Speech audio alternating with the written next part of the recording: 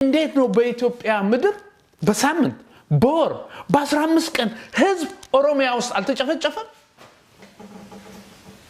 ኦሮሚያ ባንክ 20 ጊዜ አልተዘረፈም? የኦሮሚያ ፕሬዝዳንት ወጥቶ ባንደበቱ እንሰብራቸዋለን ሰብረናቸዋል እንዲናርጋቸዋለን አላለ? የቂም ፖለቲካ የት ያደርሳችኋል? እናንተ በዛ ቂምና ለመታችሁ ስልጣን ያዛችሁ። ዛሬ ያባረራችኋቸው የገደላችኋቸው ያፈናቀላችኋቸው ለልጆቻቸው ነግረው ልጆቻቸው ቂም ቋጥረው ነገ እንደናንተ ጉልበት ሲኖራቸው ተያይዘው መተው ተመሳሳይ ወንጀል ይፈጽማሉ። ይሄ ነው የብልጽግናው ጉዞ። ስንት ጊዜ ወለጋውስ ንጹሃን ዜጎች ተገደሉ። በንጉሱ ጊዜ ጥላሁን ግዛው የሚባል የተማሪዎች መሪ ተገድሎ የዩኒቨርሲቲ ተማሪ የዘመረው ጥላሁን ለምን ሞተ ነበር። አንድ ተማሪ ሞተ። ከዛ የ66 አብዮት መጣና እርስ በርስ መገዳደል ጀመር። ከዛ የህወሓት መንግስት መጣና ደግሞ በተመሳሳይ በብሔርም በምንም የሚሞት ሞት። ከዚህ ተምረናል ብላችሁ የመጣችሁ ሰዎች ምን እንደሆነ የጅምላ መቃብር በኢትዮጵያ ታሪክ የመጀመሪያ ያሳያችሁ። ይሄኮ በኢትዮጵያ መሬት የሆነ ነው።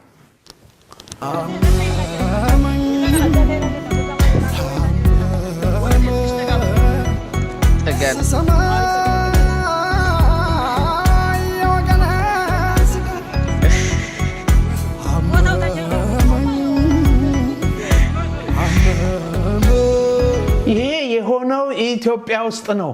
በጅምላ በቪዲዮ እየተቀረጸ ሬሳ ተራ የሆነበት ዘመን። አንድ ሰው ደግሞ በዚህ ዘመን ውስጥ አልተጠየቀም።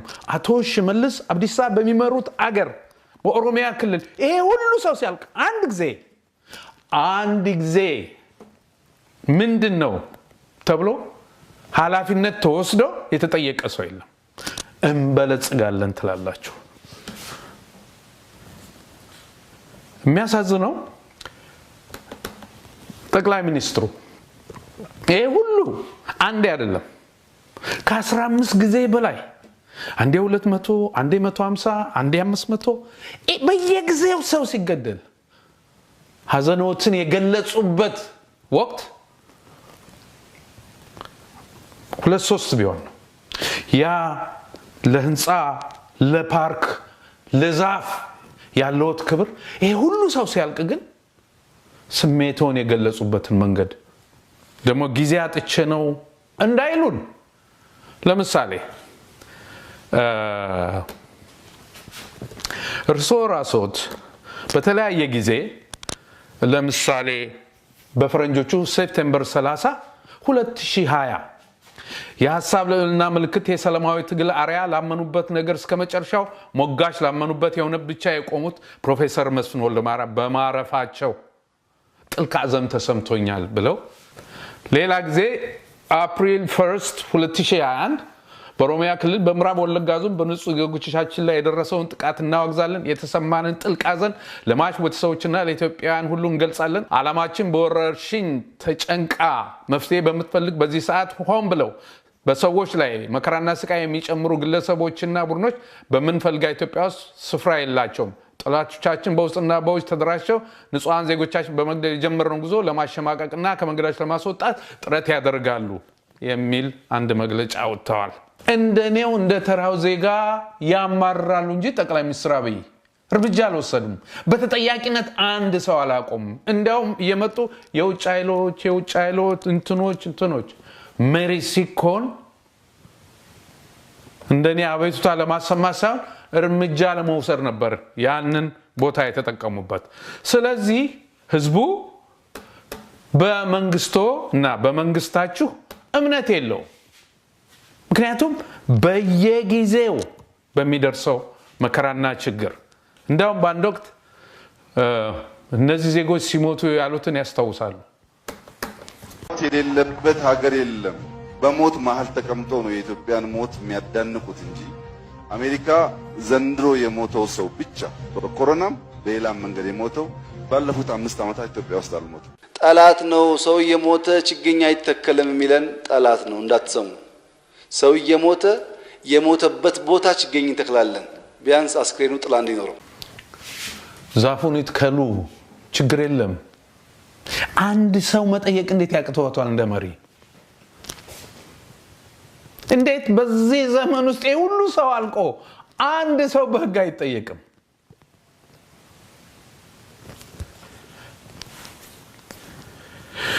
የሚናገሩት ሁሉ ጊዜ ይጋጫል። ስለዚህ ህዝቡ እምነት የለውም። አዲስ አበባ ዙሪያዋን በማጠር በሌሊት ዜጎችን እላያቸው ላይ ቤት በማፍረስ ብልጽግና እንዴት ይመጣል? እንዴት ለሰላም በኩልነት መኖር እንዴት እንዲህ አይነት ነገር ያመጣል? የኢትዮጵያ ህዝብ የጠየቀው በኩልነት በሰላም እንኖር ነው እኮ። በ5 ዓመት ውስጥ ይሄን ያህል ሩጫ፣ ዘረፋው፣ በየቦታ ያለው ዘረፋ፣ ተጠያቂነት የሌለበት የሚገርም። በአዲስ አበባ ዙሪያ ብዙ ባቀረቡ ደስ ይለኝ ነበር። ወይዘሮ አዳነች አቤቤና አቶ ሽመልስ አብዲሳ በጋራ ስለ ኦሮሚያና ስለ አዲስ አበባ ተነጋግረው የሚወስኑት ውሳኔ እንዴት ብሎ ነው ሌላውን ህዝብ ሊያስደስት የሚችለው? የሌላው መብት እንዴት ይከበራል? በሚያሳዝን መልኩ ደግሞ የኦሮሚያ ፖሊስ አዲስ አበባ ውስጥ የፈለገውን ሰው ወስዶ እስር ቤት ከቶ የፈለገውን ያደርጋል። ስንት ጋዜጠኞች፣ ስንት የመብት ተሟጋቾች፣ ስንቶቹ ታሰሩ። ለዚህ ነበር ያ ሁሉ መከራ ተከፍሎ የለውጥ የመጣው። በሌላ በኩል ጠቅላይ ሚኒስትሩም ምክትል ኤታማዦር ሹም ያሉት በህዝብ የተመረጠን መንግስት በጉልበት መገልበጥ አይቻልም ብለዋል። በአባባል ደረጃ ትክክል ነው። ህዝብ ሆ ብሎ ይመርጣል። ጉዳዩ ካልተሰማ፣ ጥያቄው ካልተመለሰ ግን ህዝባዊ አመጽ፣ ህዝባዊ እምቢተኝነት አለ። ይሄን ህዝብን ማሸነፍ አይቻልም። በአዲስ የተቋቋመ በአዲስ የታጠቀ ሰራዊት ሊኖር ይችላል፣ ታንክ ሊኖር ይችላል፣ ድሮን ሊኖር ይችላል። ሁሉም ግን በየዘመናቸው ታይተዋል። ከሆስኒ ሙባረክ አይበልጥም፣ ከጋዳፊም አይበልጥም፣ ከኮሎኔል መንግስቱም አይበልጥም፣ ከህወሓትም አይበልጥም። ህዝብ እምቢ ካለ ሁሉ ነገር ያበቃል። በመሳሪያ ኃይል ህዝብ ተሸንፎ አያውቅም። ጊዜው ሊረዝም ይችላል፣ ህዝብ አይሸነፍም። ይልቅ የህዝብ ጥያቄ ማዳመጥና መመለስ። የህወሓትን ጥያቄ መልሳቸው የለም እንዴ? ምን ነው አሁን ህዝቡ የሚጠይቀውን ጥያቄ መመለስ አቃታችሁ? ዛሬም ህወሓትን ኮፒ ማድረግ። ህወሓት በሙሉ ስልጣን ይዞ ነበር፣ እንያዝ። መከላከያውን ከላይ በሙሉ ይዞ ነበር፣ እኛም እንያዝ። እንዴት ይሆናል? መከላከያ ሲባል በመከላከያ ሰራዊት ውስጥ የነበረውን ነገር በአይኔ አይቻለሁ። ስለ ኢትዮጵያ ካላቸው የጎደለ፣ ስለ ኢትዮጵያ በአንድ መቃብር ላይ ተደባብረው የወደቁ የተለያየ እናንተ የምትሏቸው የብሔር ብሔረሰብ ልጆች ስለ ኢትዮጵያ ሲሞቱ አይቻለሁ። በእነሱ ስም ግን ከላይ ሆናችሁ የምታደርጉት ነገር ትክክል አይደለም ብቻ ሳይሆን አያዋጣም። በሁለተኛ ደረጃ ኢትዮጵያ ሊያፈርሷ፣ ኢትዮጵያ ትፍረስ፣ ኢትዮጵያ አትፈርስ። እንዲህ አይነት ሙግት ምን ማለት ነው? ኢትዮጵያ ብትፈርስ አንድ ሰው አይጠቀምም፣ ሁሉም ህዝብ ግን ይጎዳል። ይሄንን ለአክራሪ ብሔርተኞች ሁሉ መንገር እፈልጋለሁ። በተቆጣችሁ ቁጥር እየወጣችሁ ኢትዮጵያ ትፈርሳለች፣ እናፈርሳታለን፣ ሌላው ተነስቶ ኢትዮጵያ እንዲህ ትሆናለች። በትፈርስ የእያንዳንዳችሁ እናቶች፣ ልጆች፣ እህቶች፣ ወንድሞች እነሱ ናቸው የሚሰቃዩት። ከዛ በኋላ ሰላም የለም። ከዛ በኋላ ልጅ ማጫወት የለም። ከዛ በኋላ ተኝቶ መነሳት የለም። በላይ ጥይት ይጮሃል። በተደበቁበት ጉድጓድ ቀና እያሉ አየር መሳብ አይገኝም። የመከራ ጊዜ ነው የሚሆነው እና ዝም ብሎ ሀገር ይፈርሳል አይፈርስም የሚል ክርክር ውስጥ አንግባ። በህግ ውስጥ እኩል ሆነን እንኖር። ይሄ ነው እየተጠየቃችሁ ያላችሁት። ወደ ዋናው ጉዳይ ልምጣ። ይሄን ሁሉ የተናገርኩት ብዙ ማለት ይቻል ነበር። ሌላ ጊዜ በዚህ ጉዳይ ላይ መለስበታለሁ። ጠቅላይ ሚኒስትሩ ሄደው የአሮጊቶች ቤት ሲሰሩ መጀመሪያማ ሁላችንም ይመስልን ነበር እኮ፣ ከልቦት ይመስልን ነበር እኮ። እንጦጦ አሁን እዚህ እርሶ ካሉበት በየጊዜው ከሚጎበኙት ፓርክ አካባቢ ያሉ እናቶች እንደዚህ ነው የወጡት እኮ